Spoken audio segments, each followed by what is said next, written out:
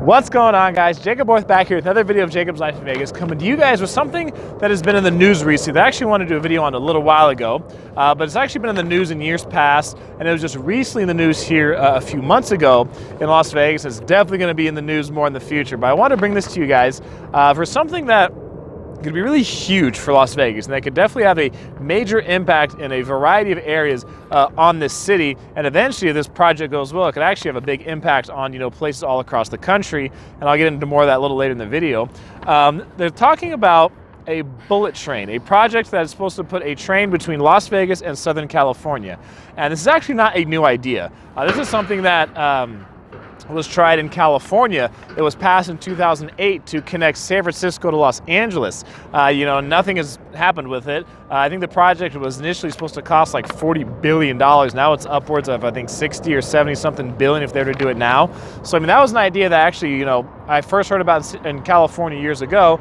And now the project is actually coming here to Las Vegas. A company out of Florida, I believe, I think it's called Brightline is the company. The project is called, I have it written down here, XpressWest. So this is the project that's going to be supposed to start construction next year, so in 2019 in Las Vegas, and it's supposed to begin service in 2022. So this project is supposed to put a train between Las Vegas, and it's actually initially supposed to go to Victorville. And I have some stuff, some text here from like the actual website of the project and just from some other articles I found. I'll read you guys to give you guys an idea of what this project may look like, what it's expected to look like, and then I'll talk afterwards about the impact I think it could have here in the area. And this says XpressWest is a federally authorized high-speed passenger railroad that connects Las Vegas with Southern California. Initially, Southern California station will be in Victorville, California, and let's see, the trip will be along the I-15 corridor to Las Vegas at speeds in excess of 150 miles per hour, with trains leaving every 20 minutes during peak travel times. And then the plan from there, after connecting Vegas to Victorville, is eventually expand into Los Angeles and into Burbank, California. So obviously a lot of trips between Southern California and Vegas are by car. It's estimated this will divert 25% of existing traffic off of the I-15. It says, because visitor trends and demographics clearly indicate the Las Vegas experience, they put in quotations. They're trying to make this not just a generic ride, but an actual experience is the way it's being positioned here for the project. It says, because the Las Vegas experience cannot start early enough, XpressWest will be more than just a mode of travel. It will extend the Vegas experience into California through innovative concepts such as, get this, hotel check-in services, dinner and show reservations, and multiple entertainment options, all on board the train. So certain things that you could actually do, when you get here to Vegas, obviously like checking into your hotel or making reservations, you're supposed to be able to do that on the train or at the station before you even get here when you're coming to Southern California, which obviously a lot of people would probably like. They probably don't like the check-in process at the hotels, especially during peak times. They have to wait a long time. Let's see, XpressWest will welcome America to our country's first high-speed passenger experience. The experience is designed to deliver convenience and Las Vegas excitement. Every train will have state-of-the-art amenities featuring first and business class seating, specially designed full-service entertainment, club cars, food, beverage, Wi-Fi, entertainment, concierge services, flexible club seating arrangements, and full handicap accessibility are some of the amenities supposed to be on the trains here. So stations will feature secure, covered parking, courtesy door-to-door baggage handling, a variety of dining and retail amenities, and complete intermodal transportation options. So as said, this project, again, is supposed to start construction 2019 and is supposed to be starting service in 2020. So it's got a couple years to get this thing finished. Also, one of the articles said 38 acres of land near the Strip was purchased. So as you guys know, I'm at the south end of the Strip right now. And out here in the south end, it's more filled in than like the north end. The north end's been the part that has, struggled for a lot of years. So initially I thought maybe they might put something at the north end for a station, but I can't think off the top of my head of a place where they could, fit a station.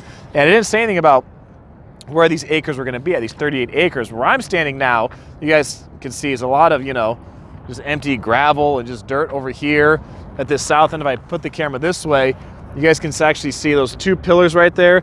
That was actually from a project, I think it was called Skyview. That was supposed to I saw a video on, I think, a year or more ago that I think has lost funding numerous times. It's supposed to be similar like the Link, but obviously never got finished. So there's some land there, and there's also land, you can see some of those hills right there on the outer portion of the screen. So maybe this land over here is big enough they could fit, you know, some kind of station here to have trains, you know, coming and going.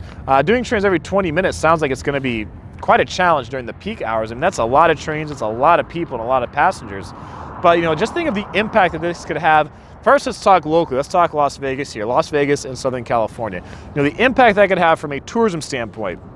Okay, that can be huge because there are people in Southern California who come to Vegas every weekend or every other weekend. And there's people who just do turnaround trips. I've talked to people who do that before. Well, they'll just, you know, hop in the car, drive out here, you know, make the 4-hour drive or whatever it takes them to get out here, you know, come to Vegas during the daytime, go party that night, drink that night or whatever, you know, have a good time, and they'll drive back like as the sun is coming up, you know, that morning, they'll just drive back to LA or wherever they live in Southern California, where they won't even get a hotel room for the night or anything. They'll just do a day trip. They just call it a turnaround trip. They'll just come for the day and come back.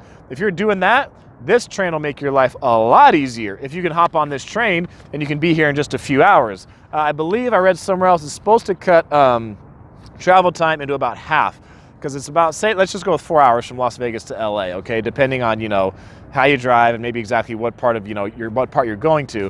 But let's say 4 hours. I think it's supposed to cut it down to about a 2-hour ride on this train, which that could be huge for people. You know, you're in California and maybe you want to go to a nice dinner and have a nice night out. Instead of just going to somewhere in downtown LA, you might just say, let's go hop on the train, go have dinner in Vegas, watch a show in Vegas, and, you know, we're all done. We'll just hop on the train and go back. You know, people could do that. People could do all kinds of parties and events here. They could easily come here for the daytime. You know, they could come, they want to bet on sports, come, hey, watch sports, place their bets, go back home, be home in time for dinner.